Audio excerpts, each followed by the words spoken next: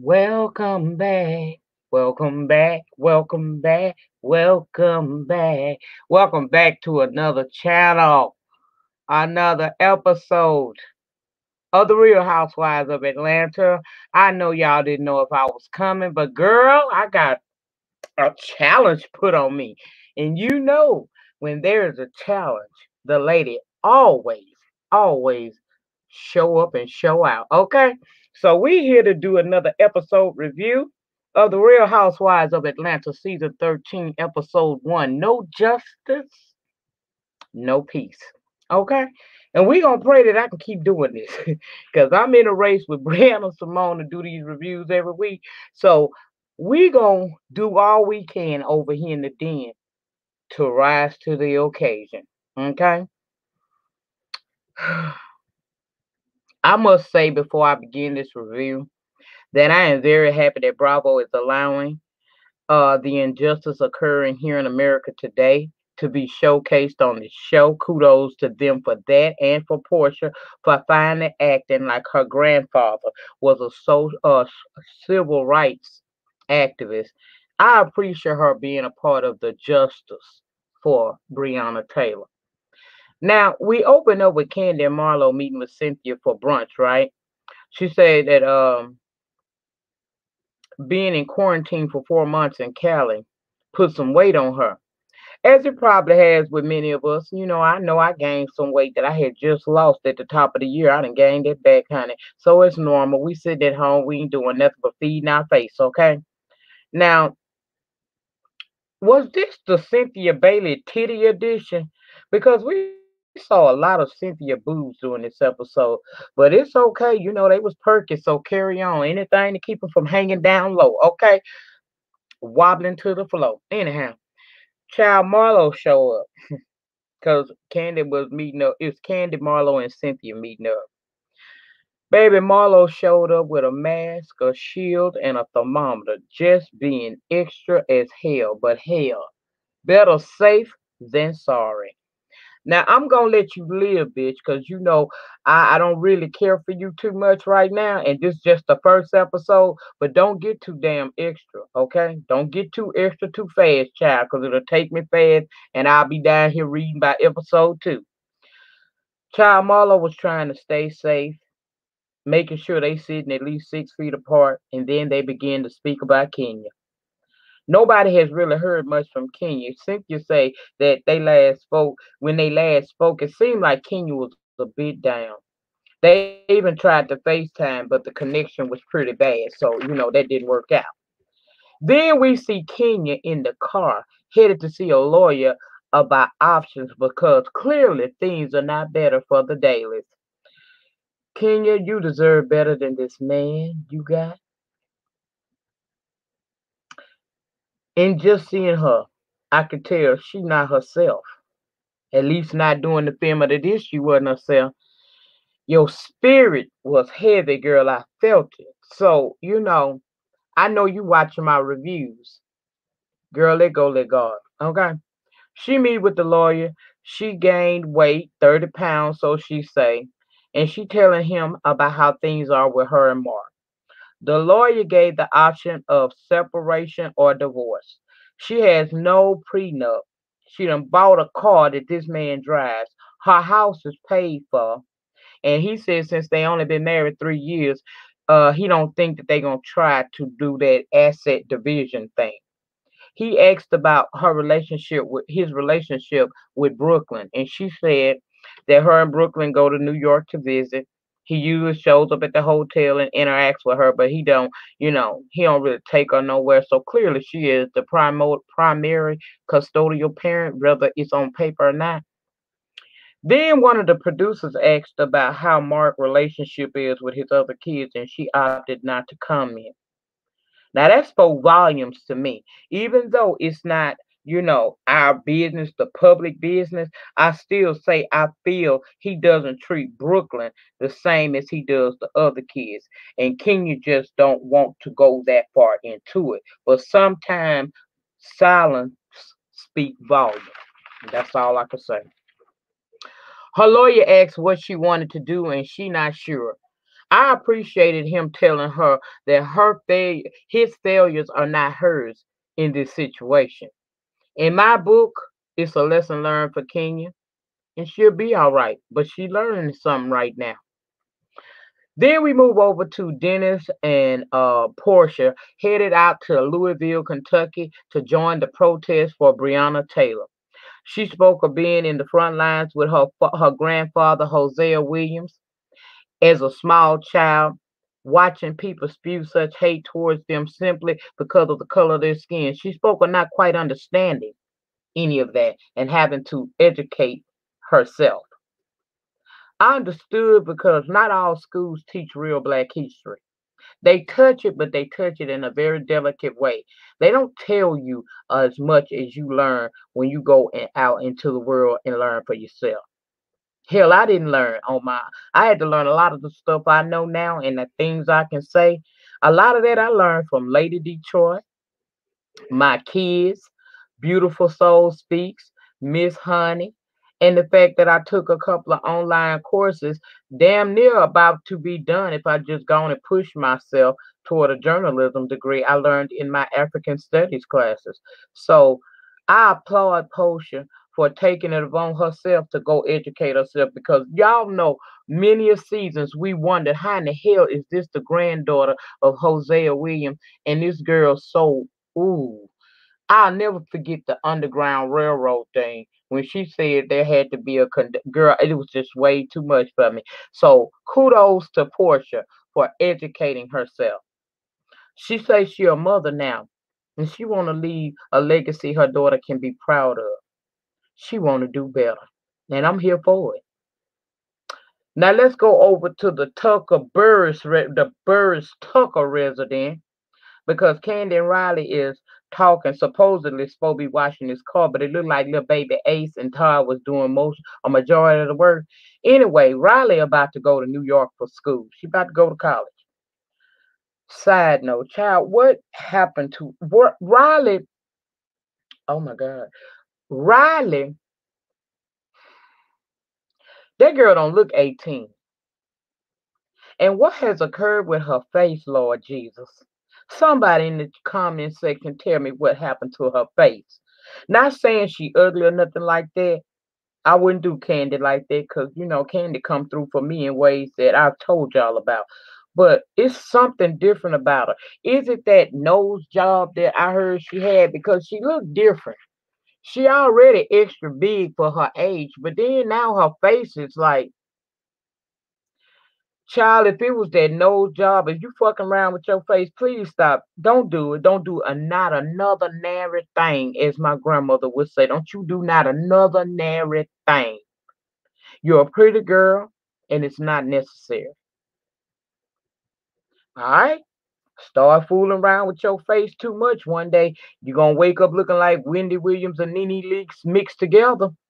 A horror, baby. A whole horror. Okay? Anyway, Candace speaking of the cost of college and how she'll be on a tight budget, and Riley suggested block her daddy pay for it. Candace said she did mention it to him, but he said that she was acting like a broke bitch. Candace say he rolling around in Bentleys and whatnot, and you got the nerve to, and you don't want to pay half of your daughter, but you saying I look like the broke bitch. Okay. We learned that when Riley was 4, Candy actually did go down there to the child support court, and he was ordered to pay, and he paid a few payments, but he got behind. He stopped paying, and now he's like 100,000 in the rears. Now we saw Block on a couple of seasons back here go, and you can tell he don't treat or do for Riley as he does for his other child. And at this point, she kind of over it. To her, no real effort has ever been made. And that's when Todd stepped in and said effort has to be made. He even referenced him and Kayla when he came into her life after being absent so long. And despite his friends saying that he should probably just abandon ship because Kayla was probably not as warm to him, the same way Riley feeling about Blah. But if he really cared, he would make that effort because that's his child. Riley might not be open to a relationship as she once was, She might not be as open as she once was, but she damn sure feel like he owes her something. And if not a relationship, he owe her a check to pay for her schooling. And I would agree with her. Baby, you can't raise a man, but you can always get a coin. Somebody say amen. Now we see Portia arrive in Louisville and they moving site to site for the protection purposes, you know. And we did see her actually get arrested for protesting. And I applaud Portia for her effort. Portia has truly come a long way. She has. I'm proud of Portia because Portia was dumb as a bag of rocks once upon a time. And to see her coming into her true self and walking in her purposes, girl, that's just amazing. Kudos. You lie to be my favorite housewife this season. And that's going to really speak volumes because y'all know I didn't never see it for Portia. But it's season 13. And as with every season, I give every bitch a clean slate and wait to see what you gonna give me each season. So everybody's starting off on a good slate. I got my good eye on a couple of them, but I'm giving everybody a clean slate, and I kind of applaud Portia because she has truly come a long way. Now we see Candy and Cynthia go visit Kenya to see her new renovation. She's getting a play area built up for Brooklyn and an indoor pool. She said when Mark was there, he didn't want a pool. Hold up, wait. Didn't you just tell us at the beginning of this episode that you paid your house off a while back ago? You paid your stuff in cash. Ain't that what you said? Girl, whew, okay. Nika wait a couple of episodes. I could just go in and let have right now in typical Lady Nisha fashion, but girl, I'm gonna wait a couple of episodes before I go in and let have on his ass. So we gonna let him live because it's just the season opener. So we see them sit down and talk, and she tells them about how she and Brooklyn visited Mark and how he did begin to treat her badly and disrespect her. And she also spoke on them options that the lawyer had given her. And I'm gonna say this much about this. Can you take the L? Take the L. Take it as a lesson learned. Take the L. Love on that beautiful child that y'all created and move on with your life. They did a little talk about domestic work as far as washing and cleaning and all of that, but girl, that we ain't here for that. Anyway. Cynthia and Mike, dead Lake Bailey at home. Glad to have some time alone, especially for the old freaky deek, honey. Mike say that she ain't got to put her head under the pillow no more, sounding like she revving up a car. And then he made that noise, and girl, I hollered. I said, "No, ma'am, Miss Cynthia." And Cynthia said in them confessional, "Yes, ma'am, that's me." I said, "Okay, but stand in your shit." They began to discuss the weddings, and we learned that a while back ago she was told by her assistants due to the pandemics and the new guidelines placed by the governor of their state. She's only allowed to have people attend her wedding, which is supposed to be 10, 10, 20, which they had their wedding, and we'll talk about it when we get there. But she's upset because she got 250 people on her guest list. She said that maybe because of that this happening right now. Maybe they are meant to be together because she said the quarantines, the fact that they were able to coexist under this quarantine for months, she's more determined now than ever that she wants to marry this man. However, maybe 10, 10, 20 ain't that special day because she want her wedding to be a great day. She want to do over. She say her last wedding was all over the place. And we got some clips, girl. They showed the clips of back when her and Peter were about to get married, them not really having no money to have this fabulous wedding. She said she had people there that wasn't really supporting. She called them haters. And then we saw a glimpse of the marriage certificate gate where her mama and her sister decided to play with the marriage certificate on the day of. I ain't never forgot them hoes for that. I don't mean to call her mama no hoe, but she was wrong for that. I ain't feel that. Anyway, he asked, wasn't he enough? And she said, yeah. But she wants a perfect wedding. She still feel like she deserve it. And I get it. I get she want to do over. But the pandemic was beyond your control. And why put off your special day just to have this do-over? Is it really that serious? Mike said it's still their perfect day, and it doesn't matter as long as they are there and the pastor, whomever gonna marry them, is there. I feel her, but it is what it is. At least you got a man that loves you and adores you and can provide for you, Cynthia. He said that let's go ahead and have our ceremony on our day. And then once we're out the pandemic, we can have the ceremony that you would like to have. Now, I don't know if they actually had the ceremony that they wanted, that she wanted, but from the pictures I saw on Instagram, they had a lovely wedding, honey. But we'll get to it anyway. Cynthia still wants what she wants in this episode. Now, Candy down to the site of what will be their new steakhouse and bistro with old Miss Ed Don Juan. Our child, only thing we're missing was Karma. But it was Don Juan and Todd, and they talking, trying to figure out how they want things to go, as far as distancing and things of that nature. And Cynthia FaceTimes her telling about Portia arrest that she had heard about. And at the end of the episode, we see that Portia did get out of jail. She said that it was an amazing experience bonding with those women, those few hours in that cell, and the whole experience. She is more determined than ever that she will do this again. I told you, good job, Portia. But that was it, y'all. That was it. If I left anything out that you feel is pertinent, please drop it down in the comment section, also known as my panty section. Go on and put it down there, and we can continue the conversation down there. But that's it, y'all. That's all I got to say on this episode, this premiere episode for season 13 of The Real Housewives of Atlanta. I hope I have kept you entertained and up to breast as to what happened. I hope you guys continue to come back because we're going to try to do the entire season without fail.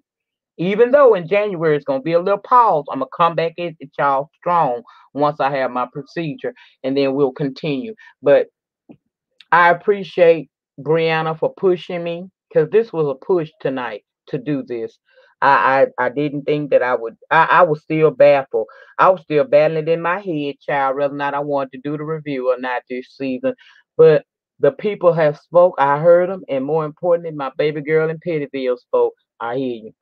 All right, y'all. That's it. In closing, as always, you do not have to be great to get started, but you have to get started in order to ever be great, and the depth of your struggle will determine the height of your success. Please remember on your way out to thumbs up the video, put a comment down in the panty section, subscribe to this channel as well as my backup channel, Lady Nyca Live, which is always going to be in the description box below the title. And I will see you guys next week for another episode review of the Real Housewives of Atlanta. Enjoy your night, everybody. I'm out.